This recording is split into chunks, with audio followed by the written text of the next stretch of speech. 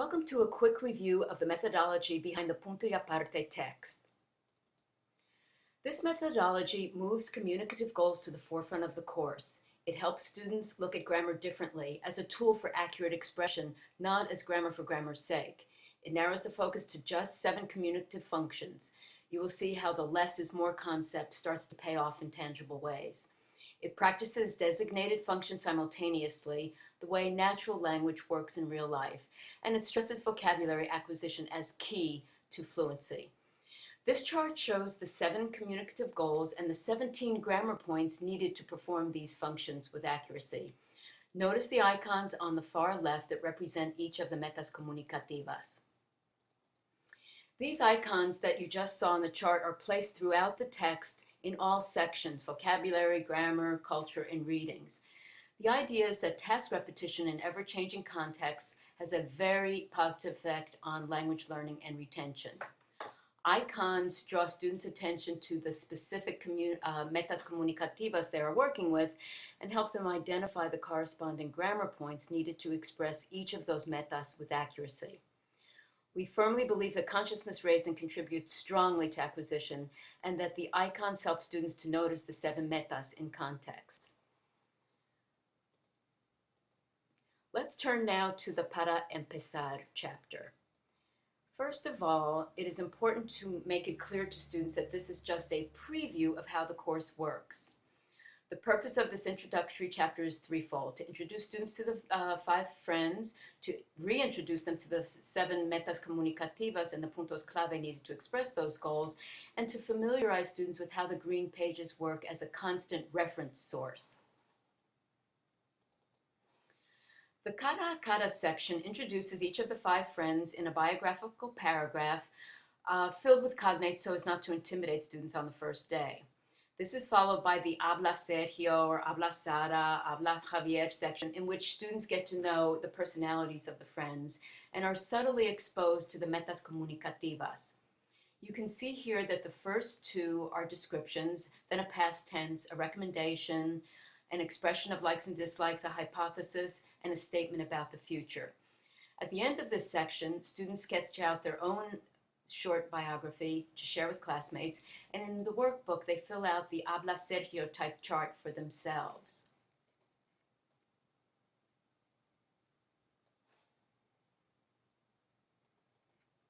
The opening page of the Puntos Clave section, we have a guy in a hammock with a verb book and a grammar book with the caption, "Tómalo con calma." We want to stress that this is a preview and that they are not expected to have mastered these grammar points, but should be acquainted with them from their first year courses. The rest of the course will focus on these 7 goals with the objective of getting really good at expressing them with accuracy. In the Puntos Clave section, the first thing to do when you start is to have students look at the note that says "Ojo," which directs them to the green pages where they can review the grammar explanation for, in this case, gustar. Also show them the inside back cover with the pistas calientes, which are short reminders of the grammar needed for each meta. It is important that they understand how the green pages work as a constant and accessible resource. Then in Paso Uno, they see each meta comunicativa in context with the grammar bolded. In this case, we see hablar de los gustos. This is followed by Paso Dos, which is a simple exercise in which they just have to choose between the singular or plural verb, meaning they have to notice if the thing liked is singular or plural. Then in Paso Tres, we personalize the exercise, asking them to talk about what they like and what others like or dislike. There are 7 section heads to each chapter. The first is La Historia, which has the dual purpose of exposing students to colloquial language and to the new vocabulary in context.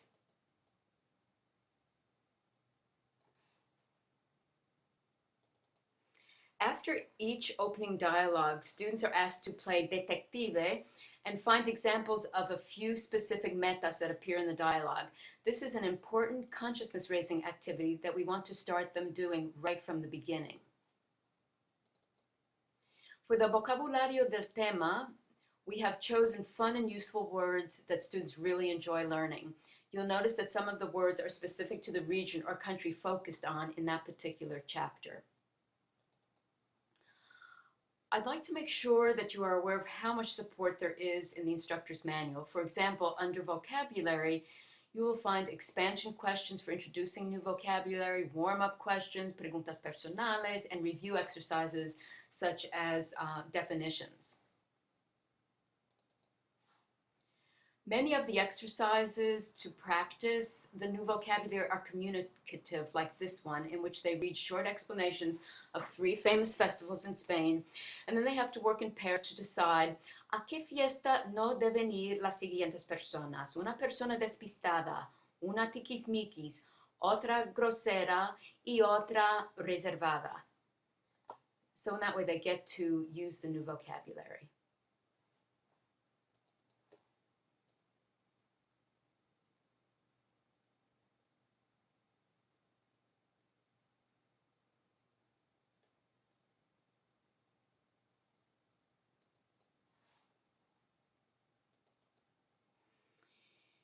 All chapters include a nota cultural that touches on more subtle aspects of the culture being studied. In this case, it's about odd names in Venezuela, like Ho Chi Minh, Jesus Delgado, or Yahoo, or combining 2 names to come up with an original name like Yolimar, which is a combination of Yolanda, the mom's name, and Mario, the dad's name.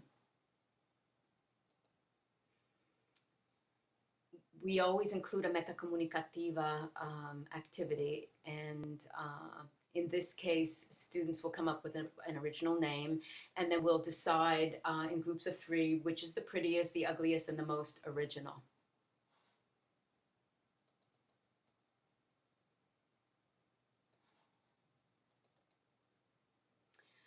The Puntos Clave section always starts with a prueba diagnóstica, which we suggest that you do in class. Then as you're going over the answers, you will know if you need to do a quick review or if you can go right into the communicative exercises. In this case, students are asked to describe the figures in the Picasso painting and to compare them with the figures in the Sorolla painting, which was painted around the same year. Then Paso Tres is more creative in that we ask students to role play a dialogue between the women in Sorolla's painting and the family in Picasso's painting.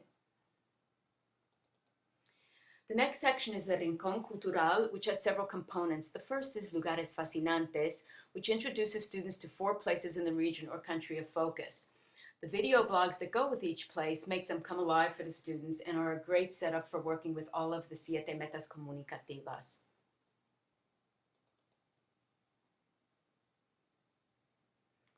Here is a guided writing activity based on the Lugares Fascinantes that includes various metas. Then in the instructor's manual, there are 6 more expansion activities to enhance the Lugares Fascinantes section. Another section of Rincón Cultural is La Música, which exposes students to traditional and contemporary music of each region. In this case, students learn about flamenco fusión, which includes flamenco punk, flamenco pop, flamenco rap, flamenco chill, and even flamenco gospel. After they choose one to listen to on YouTube, they use gustar type verbs and subjunctive to say how they feel about that style. The next section in each chapter is La Lectura. We concentrate on just 3 reading strategies: vocabulario en contexto, in which we teach students how to deal with unfamiliar words; visualizar, in which we encourage students to visualize the protagonists being described in the reading and to visualize the actions taking place; and finally, we have them periodically stop to verificar su comprensión by placing questions at certain junctures within the reading.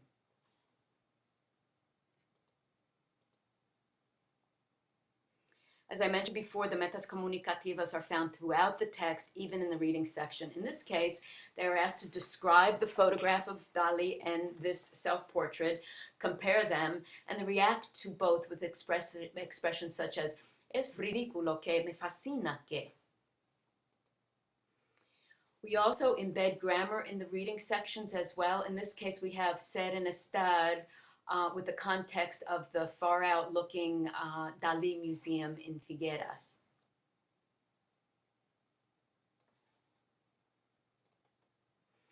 What so many professors like about this methodology is it gives them great flexibility. If, for example, you have a special interest you want to explore with your students, or if there's a current event that is constantly in the news, instructors can superimpose any or all of the 7 metas comunicativas and create an activity with that theme as the focus. Students do not feel that they are being pulled away from the focus of the course. The second to the last section of each chapter is a escribir. This guided writing activity picks one of the topics covered in the chapter and guides students to use a variety of metas and the new vocabulary from the chapter.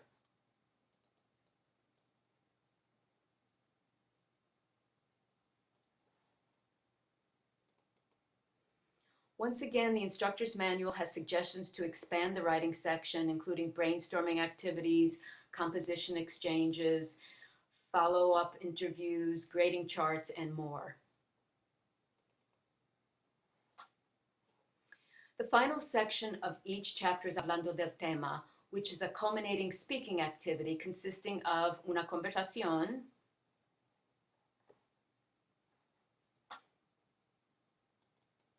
un debate,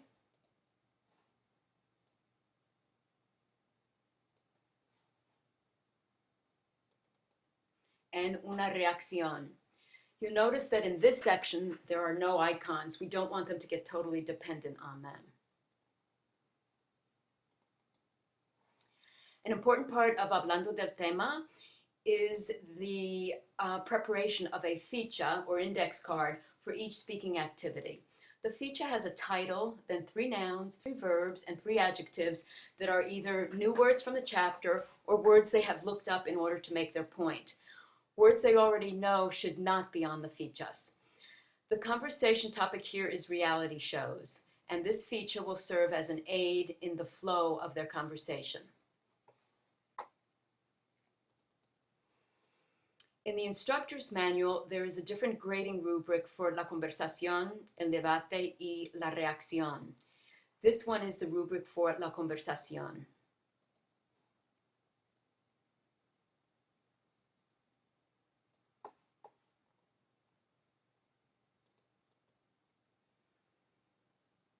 Once again, I'd like to point out how the instructor's manual supports the instructor and how the methodology is so conducive to moving forward in language acquisition.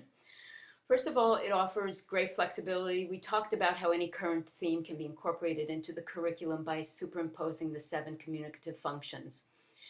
The instructor's manual has 165 pages of suggestions and tips for each section of each chapter, extra worksheets, and composition correction guidelines. The testing program includes quizzes for vocabulario del tema, puntos clave, rincón cultural, and the lecturas section, plus chapter exams, a midterm and final oral interview suggestions, and final oral presentation ideas with grading rubrics also.